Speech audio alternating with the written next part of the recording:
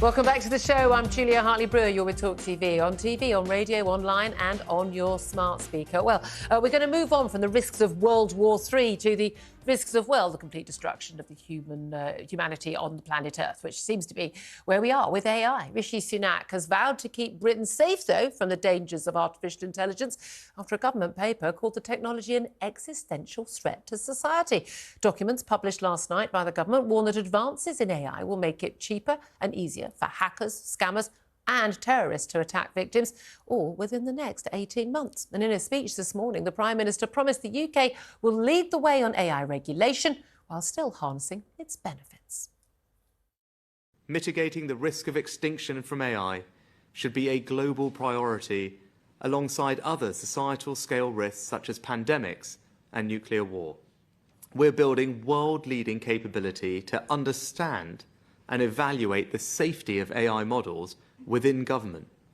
To do that, we've already invested £100 million in a new task force, more funding for AI safety than any other country in the world. And we've recruited some of the most respected and knowledgeable figures in the world of AI. So I'm completely confident in telling you that the UK is doing far more than any other country to keep you safe. Well, that was Rishi Sunak speaking this morning. Joining me in the studio right now is futurist and barrister Andrew Eborn, who joins us alongside Russell Quirk. Good afternoon to you. And lovely to see you in the studio. I know, it's very exciting. I'm getting to meet lots of people over the last few weeks. Yeah, I just existed on a little box in the corner. Right. Very nice to... Of course, we're on the box in the corner, aren't we, for everyone else? But there we are. Really good to speak to you. Knowing you're in person and you're not a made-up AI designed character that who knows anymore. We've heard so much about artificial intelligence over the recent years. I mean, I think most of us had no idea what it involved at first. First of all, it was like, this is amazing. It's going to be breakthroughs for cancer, for space research, for goodness knows what. It's going to really change our lives. And now we're hearing nothing but doom and gloom about how awful it's going to be, including the possibility of basically destroying humanity. Talk us through it. Both of those things are right, Julia. And what I love, you and I could have written Rishi's speech when I spoke to you around the world about AI. And I always say that AI, it's our greatest human achievement, but also potentially our biggest existential threat. And the reality is this, is what AI can do, it can discover things that previously could be unthought of. So we're finding advances in medicine. I work very closely with Moorfields, and Rishi referenced them this morning as well. And basically from the eye, we can detect things like Parkinson's 7 years ahead of time on that sort of basis. And is that because basically AI works at such a speed, can go through so many different sort of possibilities, billions and billions in a nanosecond, that they can do, they sort of can basically take 10 years of medical research and do it in a second. It's exactly that. So you have as though you've got the world, it's like the hive, if you like, the hive of information, all in one sort of nanosecond can do that. It also can create all sorts of things. So in the front and centre of the writers' strike and the actors' strike at the moment, basically what's happened is they can create videos, they can create images and so on and so forth. And that can be used for both good and bad. The good side is Bruce Willis, who has aphasia, he can continue to earn money now by licensing his AI image, which he did to a Russian telecom company for zillions. Tom Hanks, in the same breath, he didn't license his thing, but suddenly turned up in a dental plan, and, as you do, and all of a sudden he realised, this is not me at all, this is an AI fake.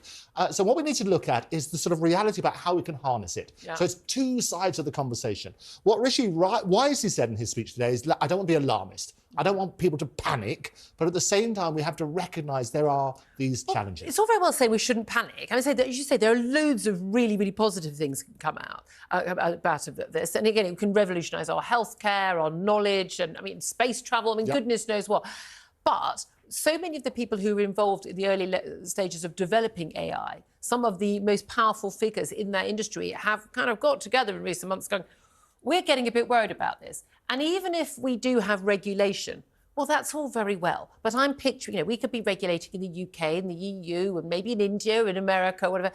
I'm not entirely sure they're going to really care about that in Russia or in China, and indeed in Iran, as we've just been talking about those countries, about relation to the Middle East. But also, I'm just picturing in my head right now a James Bond villain living under the sea, stroking his white cat, and plotting using AI. Now, if this technology is so brilliant and can be harnessed for good, but also for evil, we've got a lot to be worried about. Regulation isn't going to... Well, you're absolutely right. And what Rishi was saying in his speech as well today is, look, he's invited China coming along to this, the first ever AI safety summit is happening at Bletchley Park, which is the home of the Enigma Code and that sort of side. And that's happening. And China being invited to come along because we need to make sure that everybody, it's not just us, it's a worldwide situation. But the Chinese aren't going to... The Chinese are the biggest carriers out of computer IT espionage in the world. Yeah, and that's the problem. You've got to turn around and say it's all very well having regulation. Let's talk about enforcement. The first thing you have to do is to understand the risk. Yeah. What Rishi again and let's face it, most people in government, like most journalists,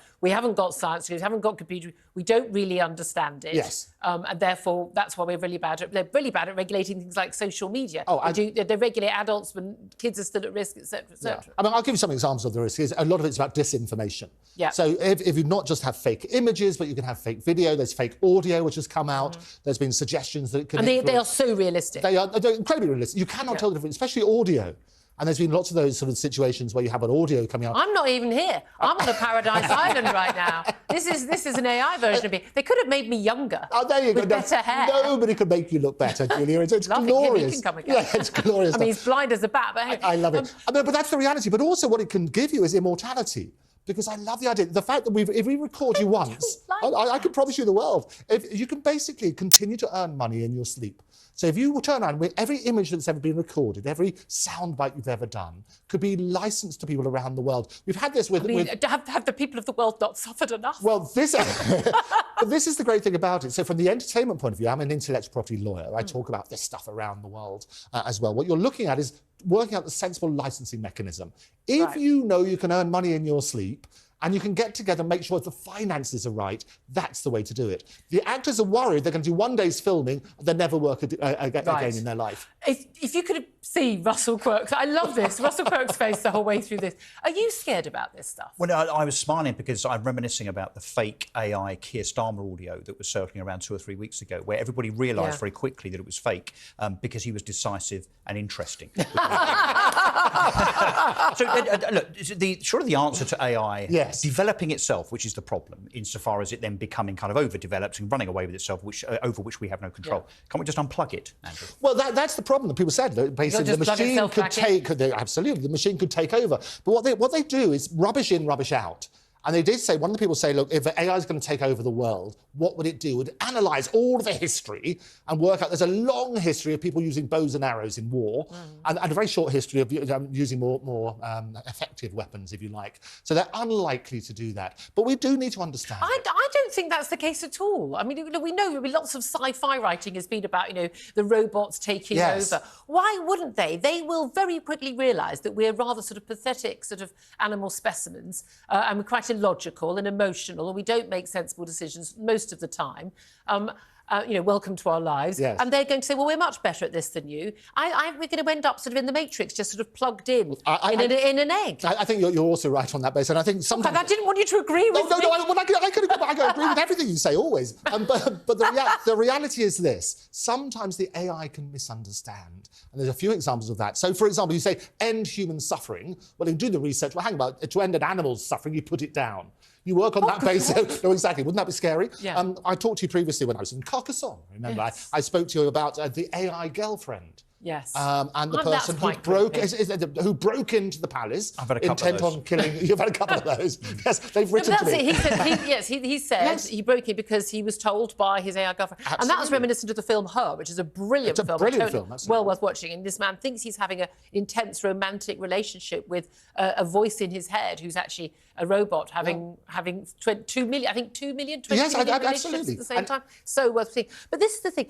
We were told, with the internet, it was going to be the most wonderful thing. It was going to bring knowledge everywhere. Now, there's no doubt at all that a lot of scientific breakthroughs happen quicker because this stuff can be shared so much more quickly and freely when it's not being censored online during lockdown, etc., etc. But actually, a lot of people said people can have access to knowledge. You're not going to have to buy a Britannica encyclopedia or go to the library. You're going to have it literally sitting in your hand. And actually, it's made people a bit more stupid because they're sitting on TikTok and doing stupid dances and watching nonsense videos. No, and you're absolutely right. So is there a thing like AI is just going to dumb us down and then we're going to be even more vulnerable? There is a risk of that if people get lazy. So and we are lazy. We are lazy. And so we're always looking for the easy way out. I think Rishi mentioned wisely, and you and I have spoken about this, about being a co-pilot. Well, you have to turn around and say, look, let's use this tool. Let's understand it's going to be there. And that's in particular in relation to jobs, isn't it? Because every new development, people say, oh, we're going to lose jobs, so you no longer have stenographers and typists in the office. But then because bosses were typing their own letters, but actually those jobs will change. Yeah, and printing presses, so on and so forth. Goldman Sachs predicted by 2030, 300 million jobs will be lost to AI. So it's exactly that sort of thing. But there may well be 300 million jobs coming in, absolutely. because of AI. And I think other skills, I mean, we talk about oracy, I think Learn at School recognise, and I'm a big advocate for people embracing AI rather than just dismissing it, turn around and say, look, this will write your first draft of a speech, it will do whatever. I don't approve of this. But you can turn around and then get questions. So we have to recognise on that sort of basis that there are new skills. Also, what's interesting is ChatGPT. I was just going to ask about that, because I'm lots of head teachers saying they're embracing it. Rissa, you've got 3 kids. Are you allowing them on any of these things, or are they doing it anyway? I was just going to say the dumbing down of the human race started with allowing calculators in maths exams, didn't it, of course? Look, I'm hoping that this whole AI thing can first and foremost be focused on politics, fix politics with AI. Let's do that first. OK, absolutely fascinating. I'm not entirely sure that I feel safer at the end of that conversation or not. I'm going to go with no. Awesome.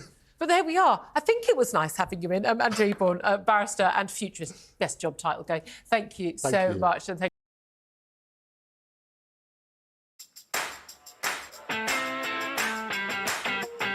We're here. Good morning, everybody.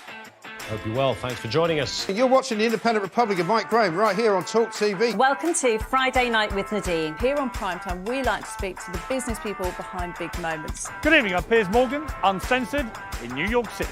Very impressive. Well played. I'm 3 days into the job.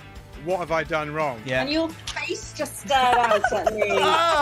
Me and you conquer time. Who wins? You. Do you know what I love about Talk Today? We do it all. Sunak, Suella, scones. Are you actually speech rating for Rishi Sunak? I'm so rich.